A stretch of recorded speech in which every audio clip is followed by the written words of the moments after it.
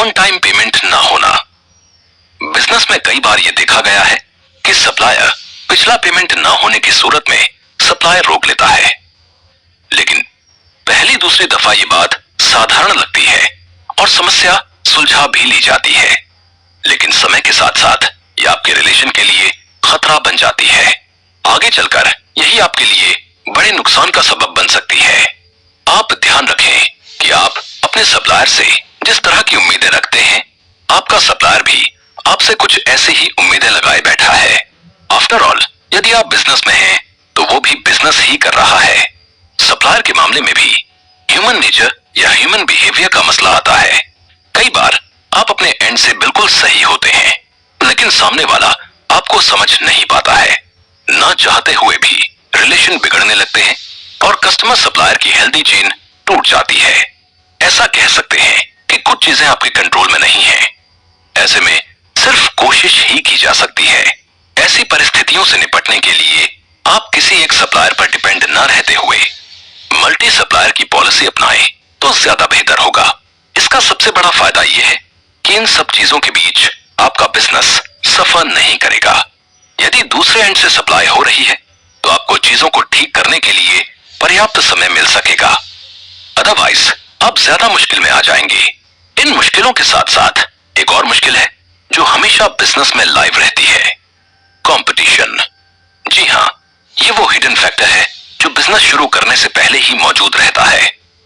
Competition यदि healthy है तो कोई दिक्कत नहीं, लेकिन मुश्किल यही है कि आजकल हेल्दी कंपटीशन ना के बराबर है। कंपटीशन ही आपको बेहतर और बेहतर करने के लिए प्रेरित करता है। साथ ही साथ बिजनेस में कंपटीशन का फायदा एंड यूजर या कस्टमर को सबसे ज्यादा होता है। क्वांटिटी, क्वालिटी, सर्विस और कॉस्ट कंपटीशन की वजह से ही बेहतर होती है।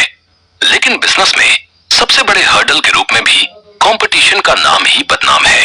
लेकिन सच यही है कि अगर आपको बिजनेस में रहना है तो कंपटीशन फेस करना ही है और उससे पार पाते हुए आगे बढ़ना है।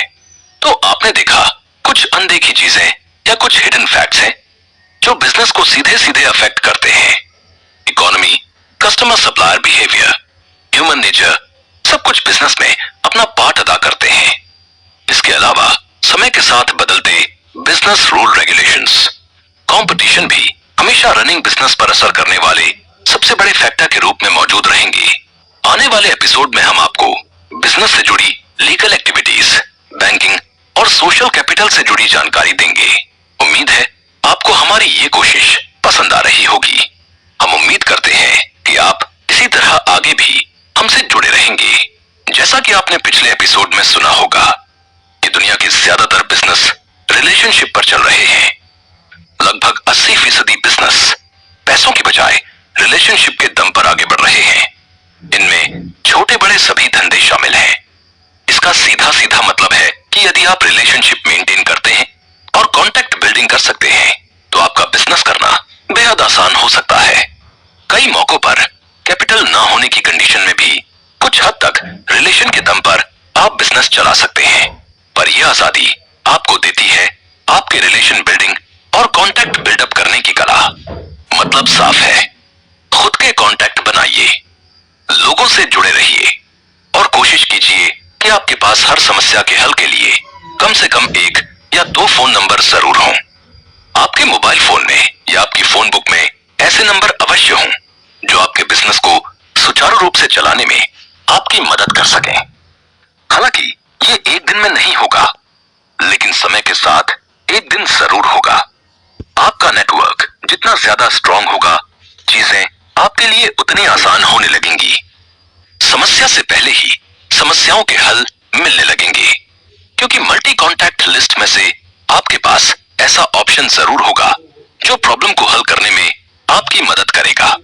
इससे आपका समय, पैसा और मेंटल स्ट्रेस सब कुछ बचेगा। इसलिए connecting people and create contact का फंडा जरूर अपनाएं। सिर्फ बिजनेस पर्पस के लिए ही नहीं, लोगों से कनेक्ट होना अपने आप में एक कला है। ये आपको पर्सनल और सोशल प्लेटफॉर्म पर भी बहुत काम आती है। ऐसे में यदि आप बिजनेस में हैं, तो ये चीज आपके लिए और ज्यादा फायदेमंद हो जाती है।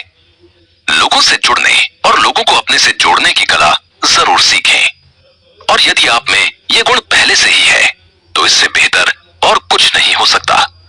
कई लोग बहुत ज्यादा बात नहीं करते और अकेला रहना पसंद करते हैं, लेकिन उन्हें भी बिजनेस पॉइंट ऑफ व्यू से कुछ लोगों से जुड़कर रहना होता है। ऐसे में कोशिश करें कि अपने नेचर के विपरीत लोगों से कनेक्टिविटी बनाए रखें। बिजनेस में पार्टनरशिप या कोलैबोरेशन का अपना एक अलग ही स्थान है। Basically partnership personal relationship, fund की कमी या रिस्क कम करने के नजरिए से शुरू होती है। और भी कई कारण हैं जिसके चलते पार्टनरशिप में बिजनेस शुरू किया जाता है। इसमें बुराई नहीं है। अगर आपके पास बेहतर कांटेक्ट है और आप कुछ ऐसे लोगों से कनेक्टेड हैं जो आपको पार्टनर के रूप में बिजनेस में हेल्प कर सकते हैं, तो आप इस ऑप्शन पर जरूर गौर करें। पार्टनरशिप का सबसे बड़ा फायदा है कि आप बिजनेस में होने वाली तमाम रिस्क को बांट सकते हैं। प्रॉफिट के साथ साथ आप लॉस में भी जब एक हिस्सेदार को अपने साथ पाते हैं तो शायद आप अकेले पर आने वाला लोड 50-50 हो जाता है। कई मामलों में एक से ज्यादा पार्टनर्स भी होते हैं। पार्टनरशिप का दूसरा सबसे बड़ा फायदा है इनिशियल इन्वेस्टमेंट में भी आपको एक भागीदार मिल जाता है। बैंक लोन या लमसम कैपिटल लगाने के दौरान भी पार्टनर आपकी मदद करता है। पार्टनरशिप बनाने का तीसरा सबसे बड़ा कारण पर्सनल रिलेशन भी होते हैं। कई बार दो दोस्त या दो रिश्तेदार मिलकर एक वेंचर की शुरुआत करना चाहते हैं। इस कोशिश में वे एक दूसरे के पार्टनर होते हैं। आगे चलकर पार्टनरशिप किस तरह का रूप लेगी, ये समय के साथ साथ कंपनी की सक्सेस और पर्सनल रिलेशन के मेंटेन किए जाने पर डिपेंड करता है। प्रोफेशनल रिलेशन और फाइनेंशियल डिस्प्यूट ज्यादातर पार्टनरशिप के टूटने का कारण बनते हैं। कोलैबोरेशन पार्टनरशिप का ही एक रूप है, लेकिन यह ज्यादातर बिजनेस की शुरुआत में नहीं होता। इस मामले में एक बड़ी कंपनी एक छोटी कंपनी को ओवरटेक करती है। यह आपसी सहमति से होने वाला एक सौदा ही है। इसके तहत दोनों पार्टनर बनते हैं और फिर मिलकर बिजनेस को रन करते हैं। पार्टनरशिप की तुलना में कोलैबोरेशन ज्यादा प्रोफेशनल एक्टिविटी है और उसमें रिलेशनशिप के लिए बहुत कम स्पेस होता है। इसमें तमाम तरह की कागजी कार्रवाई और लीगल रूल रेगुलेशन के साथ कॉन्ट्रैक्ट साइन किया जाता है। कई बार एक कंपनी जब खुद को सुचारू रूप से नहीं चला पाती है और उसे फाइनेंशियल सपोर्ट की जरूरत होती है, उस स्थिति में भी कोलैबोरेशन एक बेस्ट ऑप्शन के रूप में उपयोग किया जाता है। ऐसा करने पर बड़ी कंपनी को बिजनेस एक्सपेंशन का मौका मिलता है, वहीं छोटी कंपनी अपने आप को सरवाइव कर लेती है। वैल्यू ऑफ रिलेशनशिप शायद ऐसी ही परिस्थितियों में समझ आती है। वैसे भी परिस्थितियां हमारी सबसे अच्छी टीचर होती हैं। एवरीथिंग इज योर टीचर, ये बात जिंदगी और बिजनेस दोनों में एक नहीं कई बार खुद को साबित करती है। वैल्यू ऑफ आइडियाज भी हमेशा